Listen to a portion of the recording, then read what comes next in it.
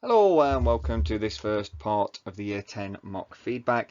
I know that you haven't got your papers back at present due to isolation, but you could still use these as a kind of walking talking mock. You could pause the video at each question, note down what you think, and then see how close you would be. And then hopefully in the new academic year you can get your papers back and go through these again at any point, and it might form a great point of revision just before the actual exams as well. Remember, this self-evaluation is a really important skill to get. It does take a lot of training. You won't always get it right, but if you can help to self-evaluate, it's a skill that will be really valuable in later life for whatever job that you do. So do keep going on with it, because the more that you do it, the better and more effective you will be. Okay, so what we'll do is we'll put the questions up, either one or two at a time. I'll go through them, I'll read through them, and then give you a bit of time that you can pause the video and then you go through and see if you got the right answer. So the UK changing landscapes, in the normal exam you'd normally have 6 marks for the changing landscapes, then move on to rivers, and then move on to coasts, both of which would be 12 marks each, and they form part of the UK landscapes topic. So these were only short ones, but here it really shows the importance of knowing the language of geography, the key terms that we keep harping on about and testing you on.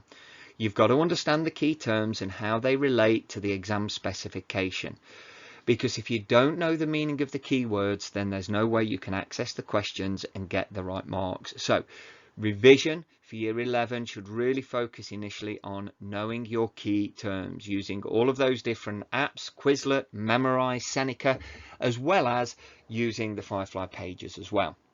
So first of all, state one example of sedimentary rock. State, you just need to name it. Put your name down on it. But what is a sedimentary rock? You've got to know that. That's got to be one of the key terms that you know. And really simply, you could have chalk, limestone, sandstone, or any other sedimentary rock. Then identify one feature or characteristic of it. Is it formed by cooling? Does it have a crystal structure? Well, no, because that's volcanic. Formed by cooling would be igneous, volcanic rock. Formed by heating, well, that tends to be either volcanic or metamorphic. So it must be the layered structure. Again, you've got to know, if you know the key terms and what they mean, you should know the information that goes with it that should get you these easy, simple, quick marks. Now, of course, geographical skills and map reading are also going to form part of it. And although we do this throughout the year in lessons, it is something that as part of your revision, you need to keep up to date on. So here we can see we've got this map extract here, and it's got the keys looking at boulders, loose rock, and we've got the contour lines on there and ground survey heights. So it says here, describe the relief of the landscape in grid square A. Now, relief, again, is one of those key geographical terms. Relief is the shape of the land. Is it flat? Is it steep? Is it rocky? Is it high? Is it low? So you need to give the correct information. So looking at this map here, what can you see? Notice the contour lines, how close they are. What detail can you see within the map? Can you see any of these air survey heights, ground survey heights? So you need to use that information. And basically, you could say it's steep because the contours are close together. You could describe it's quite hilly, but there is a valley as it runs through it. So make sure you know the meaning of the key terms and how to use map skills. And the final, landscapes. Explain one way in which forestry can affect the landscape. So you've got to know what forestry is, your key term.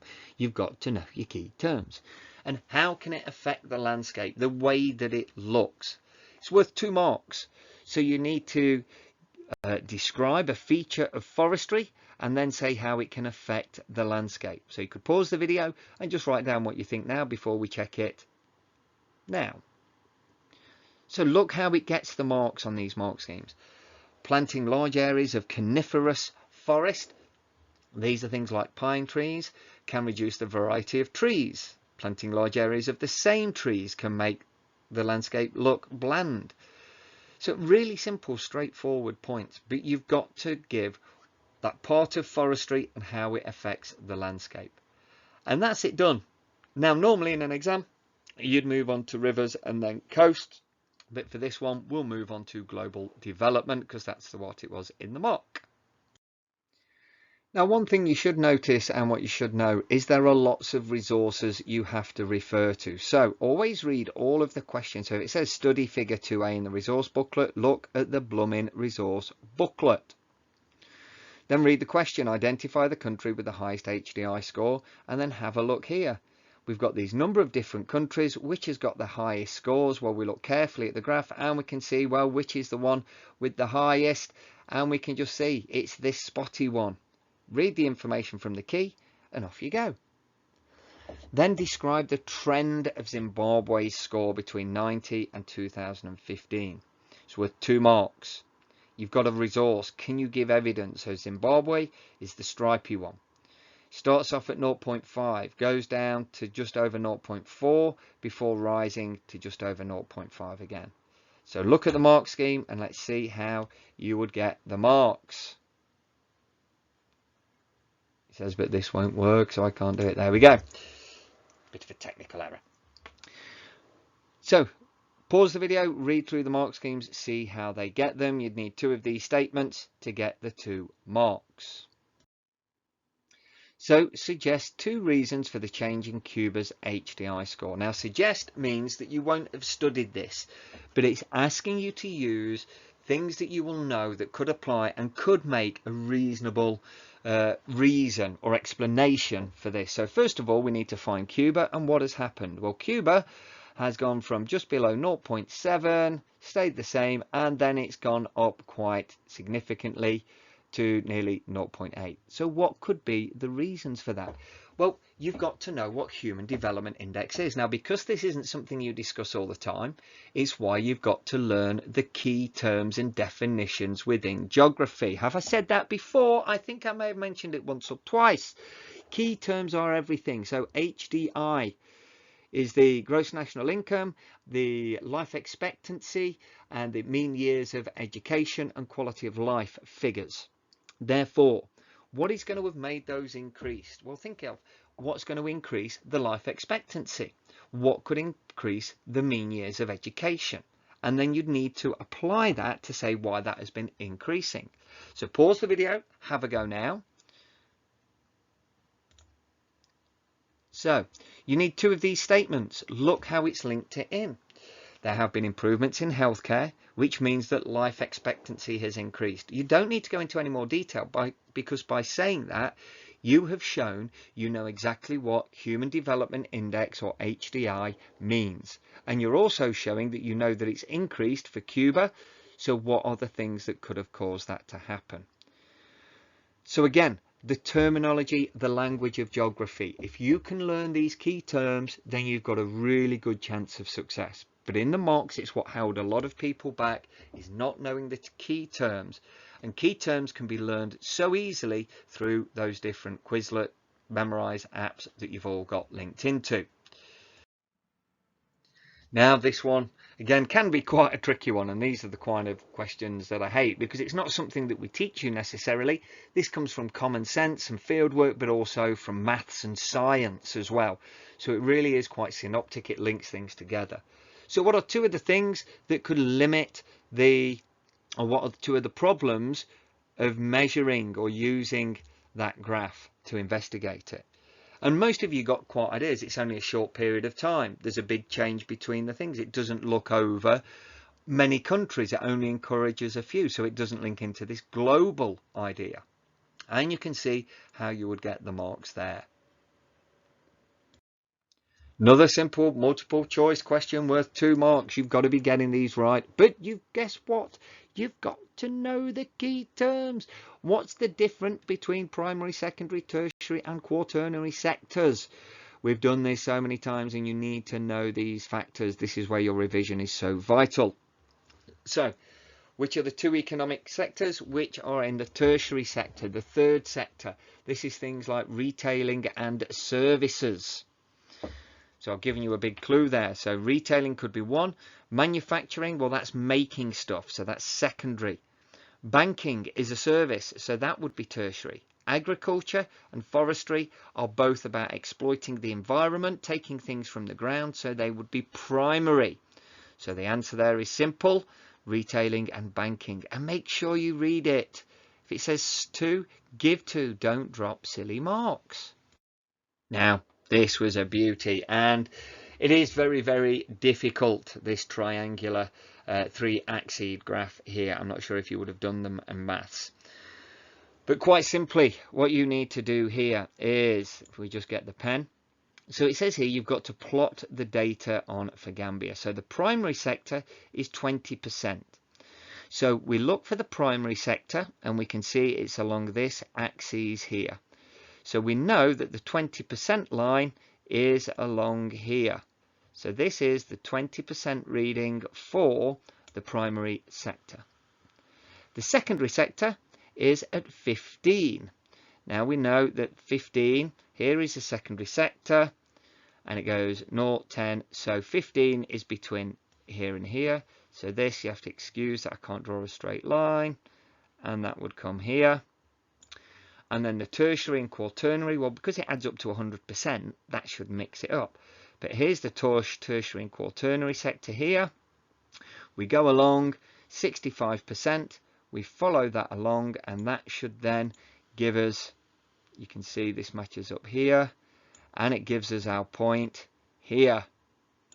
And that is how you would do your triangular graph. But notice, it's only worth 1 mark. It's one of those things that if it's taking you too long, move on, come back to it at the end. Don't waste forever on it. Again, so these questions relate to the graph that we saw on the previous one.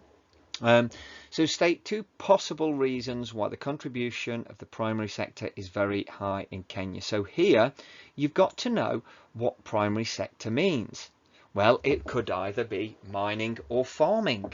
So think, why do you think that could be so important in Kenya? And you just have to state the reasons. You don't need to extend it into detail. So why do you think farming or mining are so important in Kenya? Or it could be any other country. We look at it, it could be just very, very simple points, using your knowledge of what makes good farming and applying that and writing your answers down. Next up, there has been a large increase in the tertiary sector in the Seychelles. State 1 positive impact of this. Well, again, you've got to know the key term, tertiary sector. This is things like retailing, banking, services, but it could also be tourism as well. Now this is worth 3 marks, so you're going to have to add more connectives. A so, this means that, or because this leads to, which, as. So what's one positive impact? What's a good thing about more people working in the tertiary sector? What do you know about it? Do they earn more money in there? Are there better working conditions? What's that going to lead to? If people are earning more money, what are they going to do with that money? So again, read through, pause the video and read through the different answers here. Note the connectives that are used to extend the answers. Which. There's lots of witches on there, and it's not a Harry Potter movie. Ha ha ha. So, I don't know if they have witches on there actually. But you can see here then, look at how they structure their answer. So when you get a 3 marker, you know the kind of way that you've got to write, the kind of connectives that you use, as well as knowing the key terms. Have I said that before? Key terms. Okay, so again, study figure 2C in the resource booklet. Here is figure 2C. You've got to read it. It's such an easy question if you read it. Just says calculate the increase in estimated mobile broadband connections. Well, if you look at here, you had 1.07 billion up from 0.42 billion. It's just a simple subtract this from that, and that gives you the answer. And the next question, explain one negative social impact and one negative economic. So one bad thing on people and one bad thing on economic. You don't have to be balanced, it's asked you directly what it wants. So what's a bad thing for people of rapid development? Remember, this relates to India, where the cities grew very, very quickly. But it could lead to lots of inequality, poor housing conditions, economic, it might be the quality of the jobs, or again, the inequality, the impact on businesses. So have a think about how you'd answer that. 4 marks, 2 marks for each one. So you're going to need a connective to show that you're explaining it. And there you go, there's the social ones. Have a read through those. And here are some of the economic impacts as well. So again, look at how they're extending their answer, but they're linking it to the key terms in the question. And the final one, the big one, the 8 marker. Assess the impacts of different international strategies that attempt to reduce uneven global development. So remember, to assess, you've got to say how important. So how effective are these different strategies? Well, first of all, from revision, you've got to know what those strategies are. So it could be things like international aid, it could be bilateral aid, where one government gives it directly to another, or it could be multilateral aid, where things like the United Nations, people all pay into that, and that money gets distributed that way. It could be voluntary aid through charities and non-government organisations.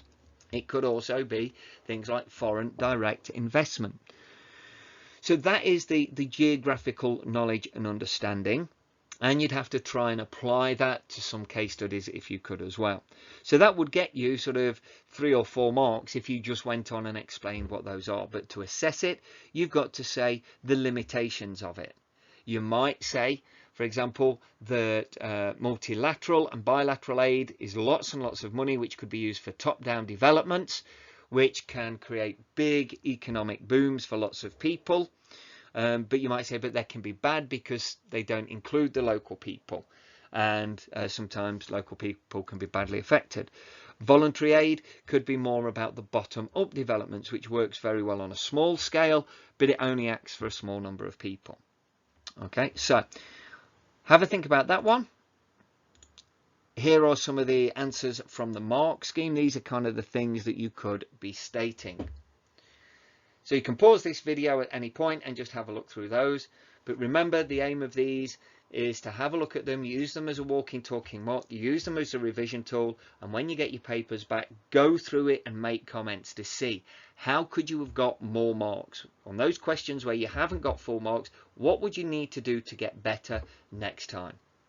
Thanks for watching very much. Enjoy part 2, and I'll see you all soon. Take care. Bye.